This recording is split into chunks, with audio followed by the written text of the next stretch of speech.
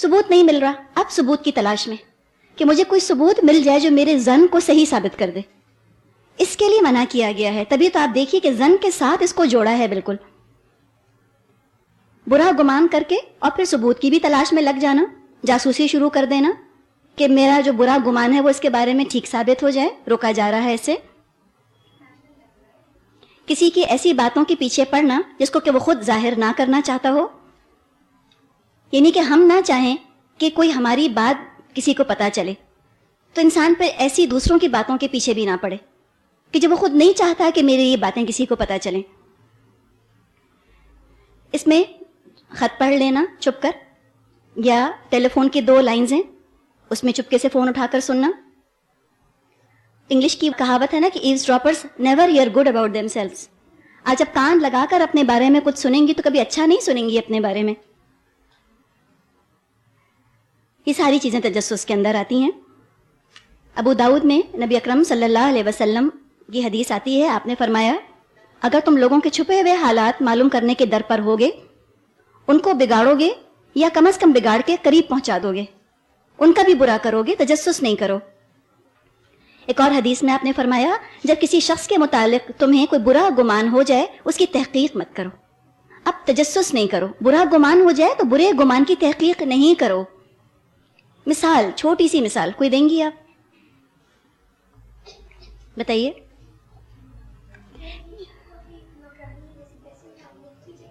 جی ہاں، دیکھیں بالکل چھوٹی چھوٹی چیزیں. مثال کے طور پہ اگر آپ کو کسی گھر کے نوکر پر شک ہے، وہی جو ہم ابھی روپوں پیسوں کی انگوٹھیوں کی باتیں کر رہے تھے، اب آپ کو گمان ہے کہ یہ کچھ لے لیتی ہے.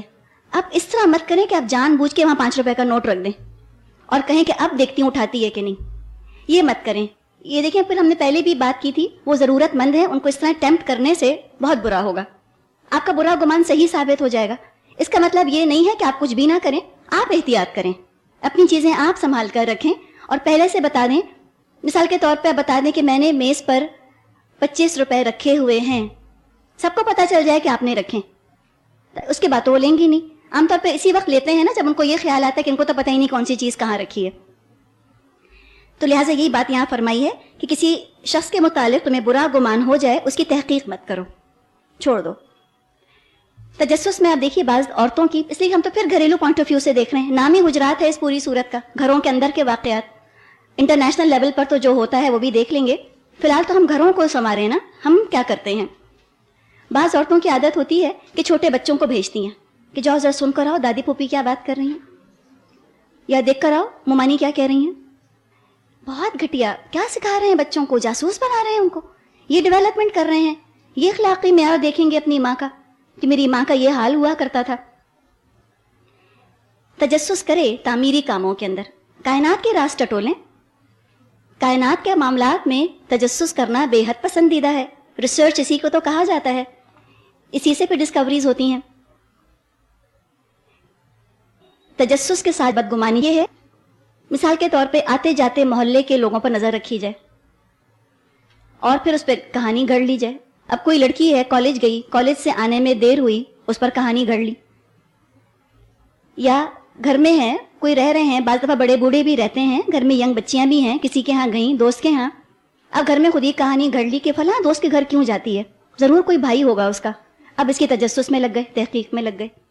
یہ سب معاشرے میں ہوتا ہے نا، ہمارے سارے کام ہم کرتے ہیں. ٹیلی فون بک کرنا انٹرنیشنل لیول کی جو آپ بات کر رہے ہیں الاؤ نہیں ہے. زوم لینس لگا کر کسی کے گھروں میں دیکھنا کیا کر رہا ہے کوئی. لانگ رینج کیمراز لے کر بیٹھے رہنا اور ان کی پرائیویسی میں تصویریں کھینچ لینا سخت گناہ ہے. جتنا یہ ٹیبلائڈ پریس ہے یہ سارا اسی پر چل رہا ہے اور اس کے نتائج ہم دیکھ چکے کہ لوگوں کی موت واقع ہو گئی ہے. ڈائنا کی موت کیا یہی تھا نا تجسس. کیا کر رہی ہے، کس کے ساتھ جا رہی ہے، کہاں جا رہی ہے، اسی سے سارا جو ہے وہ ہنگامہ ہوا. اور اگر دیکھا جائے تو اس کی موت کا ایک سبب یہ چیز بھی تھی جو رپورٹرز چیز کر رہے تھے. تو اسلام بالکل اجازت نہیں دیتا کہ لوگوں کے گھر کی پرائیویسی میں گھس گھس کر ان کی زندگیاں مشکل کی جائیں. حکومت کے لیول پر بھی اجازت نہیں ہے کہ اس طرح اسپائنگ کی جائے کہ لوگوں کے گھروں کے اندر کا حال معلوم کیا جائے. اس میں قصہ آتا ہے حضرت عمر کے بارے میں رضی اللہ عنہ. مدینے کی گلیوں میں وہ پھرا کرتے تھے، ہم جانتے ہیں. ایک مرتبہ رات کے وقت اسی طرح مدینے کی گلیوں میں وہ پھر رہے تھے آپ نے ایک شخص کی آواز سنی جو اپنے گھر میں گا رہا تھا. حضرت عمر کو شک ہوا, اس کی دیوار پر چڑھ گئے, دیکھا وہاں شراب بھی موجود ہے اور ایک عورت بھی ہے. کہا, اے دشمن خدا, کیا تو نے سمجھ رکھا ہے کہ تو اللہ کی نافرمانی کرے گا, اللہ تیرا پردہ فاش نہ کرے گا؟ اس نے جواب دیا, امیر المومنین جلدی مت کیجیے, اگر میں نے ایک گناہ کیا ہے آپ نے 3 گناہ کیے ہیں. اللہ نے تجسس سے منع کیا تھا, آپ نے تجسس کیا. اللہ نے حکم دیا تھا گھروں میں ان کے دروازوں سے آؤ, آپ دیوار پہ چڑھ کر آ گئے. اللہ نے حکم دیا تھا اپنے گھروں کے سوا دوسروں کے گھروں میں اجازت لیے بغیر نہ جاؤ, آپ میری اجازت کے بغیر میرے گھر میں تشریف لے آئے. یہ جواب سن کر حضرت عمر شرمندہ ہوئے, دیوار سے نیچے اتر آئے, اپنی غلطی مانی اور کوئی اس کے خلاف کارروائی نہیں کی, بلکہ اس سے وعدہ لیا کہ وہ بھلائی کی راہ اختیار کرے گا. اس طرح قانونی کارروائیاں نہیں کی جا سکتی. لوگوں کے گھروں پہ چھاپے مارے جا رہے ہیں اور نظام درہم برہم کیا جا رہا ہے ان کے گھر کا. اندر کیا کوئی کر رہا ہے اس کی اصلاح ایسے نہیں ہوگی قانون سے. قانون ہے کھلم کھلا گناہ کرنے پر. زنا کا ہم نے دیکھا نا کہ 4 عینی گواہ, تو کہیں جا کر اس کو سزا ملے گی. لوگوں کے گھروں کو بگ نہیں کرنا, ہڈن کیمراز نہیں لگانے کہ کوئی اپنے گھر کے اندر زنا کر رہا ہے کہ نہیں کر رہا. اس سے اصلاح نہیں ہو سکتی. اگر گھروں کے اندر کی اصلاح تو واعظ اور تلقین, تعلیم, تربیت, ان چیزوں سے ہوگی. وہ قانون کی زد میں چیز نہیں آ سکتی. تو حکومت کی لیول پر جب اجازت نہیں ہے تو گھروں کے اندر کہاں اجازت ہو سکتی ہے بھلا اس چیز کی؟ اسلام جو اخلاق سکھاتا ہے, بہترین اخلاق تو یہ ہے کہ اگر کسی کی برائی پتہ بھی ہو اس پر پردہ ڈال دیا جائے. کسی کا چھپا عیب آپ کو معلوم ہے, آپ اکیلی ہیں جس نے وہ عیب دیکھا ہے, مت بتائیے کسی کو. حدیث میں آتا ہے جس نے کسی کا چھپا ہوا عیب دیکھ لیا اور اس پر پردہ ڈال دیا تو یہ ایسا ہے جیسے کسی نے ایک زندہ گاڑی ہوئی بچی کو موت سے بچا لیا. اتنا اللہ اس کو اجر دے گا کہ تم نے کسی کا عیب دیکھ کے چھپایا تھا. حدیث میں یہ بھی آتا ہے کہ قیامت کے دن اللہ ان لوگوں کے عیب چھپائے گا جو دنیا میں لوگوں کے عیب چھپاتے تھے. ہم سب کیا یہ نہیں چاہتے کہ ہمارا پردہ نہ کھلے قیامت کے دن؟ تو اگر ہم یہ چاہتے ہیں تو لوگوں کا پردہ نہیں کھولیے. خاص طور پہ گھر کا بھیدی ہوتا ہے جو کہ سب کچھ جانتا ہے. تو جو گھروں میں رہنے والے, گھر والے دوسرے کے عیب کبھی نہ بیان کریں دوسروں کے سامنے. خاص طور پہ لڑکیاں سسرال میں رہتی ہیں, کبھی میکے آ کے وہ ڈسکس نہ کریں اپنے سسرال کے حالات کو. گھر کا بھیدی لنکا ڈھائے والی بات ہے. ایک ایک بات ان کی بیان کرنا کہ ساس تو یوں ہیں, نند تو یوں ہیں. لوگ بڑا اچھا سمجھ رہے تھے, اب پتہ چلا نہیں, وہ تو سارے بہت ہی برے لوگ ہیں. یہ کام کرنے کا نہیں ہے. کچھ صورتوں میں تجسس جائز ہے, اس کی اجازت ہے. مثلا شادی بیاہ کے معاملے میں لڑکے یا لڑکی کے متعلق چھان بین کرنا تجسس ہے, یہ تو آپ کر سکتے ہیں. کوئی رشتہ آیا ہے آپ کی بیٹی کا, تحقیق تو کرانی ہوتی ہے, لیکن اس میں بھی آپ لڑکے والوں کو پہلے سے کھلم کھلا بتا دیجیے کہ ہم تحقیق کروائیں گے. اس سے معاملہ بڑا بگڑتا ہے کہ آپ نے ان سے تو کہا کہ ہاں ہاں ہمیں تو اعتماد ہے, ہمیں تو بھروسہ ہے. چپکے سے فون کیا اپنے بھائی کو امریکہ میں کہ فلاں کمپنی میں کام کر رہا ہے, ذرا پتا تو کرو اس کے بارے میں. یہ باتیں چھپتی تھوڑی ہیں, یہ پتہ چل جاتا ہے, پھر دل بہت خراب ہوتے ہیں. صاف صاف کہہ دیجیے کہ دیکھیے ہم آپ کو جانتے نہیں ہیں, یا جاننا یا نہ جاننا ایک طرف کہیں کہ جی ہم پتہ کروائیں گے. بات سمپل صاف ہونی چاہیے بالکل.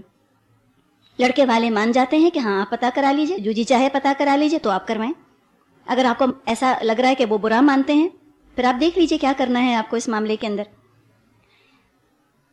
اسی طرح اولاد کی پرورش کرنے میں ان کی چیزوں کی تلاشی لے لینا یہ بھی غلط نہیں ہے, لیکن اتنا نہیں کہ وہ چڑنے لگ جائیں. ایسا ان کے اوپر نہیں کرنا کہ وہ ہر وقت اپنے آپ کو مجرم سمجھیں, یا وہ یہ سوچیں کہ میرے پیرنٹس تو کبھی ٹرسٹ ہی نہیں کرتے میرے اوپر. اتنا نہیں, ڈسکریٹ طریقے سے. بچے ہیں, ابھی ان کی فارمیٹیو ایئرز ہیں, دوستوں میں رہتے ہیں, اسکول جاتے ہیں, اللہ نہ کرے کوئی ایسا دوست مل گیا. ہر طرح کے لوگ آتے ہیں نا, کوئی اس نے کوئی ایسا لٹریچر اس کو دے دیا, کوئی چیز ایسی دے دی, خدا نہ خواستہ اخلاق بگڑ گیا. تو یہ تھوڑی کہ بس مائیں جو ہیں وہ بیٹھی رہیں کہ نہیں میں تو بچے کے بیگ کو ہاتھ ہی نہیں لگا سکتی. نہیں, آپ بے شک کبھی کبھی بیگ کھول کے دیکھ لیجئے کیا پڑھ رہا ہے, کیا کتابیں ہیں, آپ کے علم میں ہونا چاہیے. کہاں جاتا ہے, کس دوست کے ہاں جاتا ہے. یہ تھوڑی کھلی اجازت کہ جہاں جی چاہے تم جاؤ. آپ کہیں کہاں جا رہے ہو نمبر دے کے جاؤ, کبھی فون کر کے چیک کر لیں کہ یہاں پر ہے یا نہیں. یہ برا نہیں ہے, یہ ذمہ داری ہے نا, کرنا ہوگا. اسی طرح تجسس کے اندر جیسے کہ کوئی گواہی کے لیے جب تحقیق کی جاتی ہے, انویسٹیگیشن جسے ہم کہیں, انویسٹیگیشن کے اندر بھی تجسس تو ہوگا ہی, کوئی حرج نہیں ہے اس کے اندر بھی. تجسس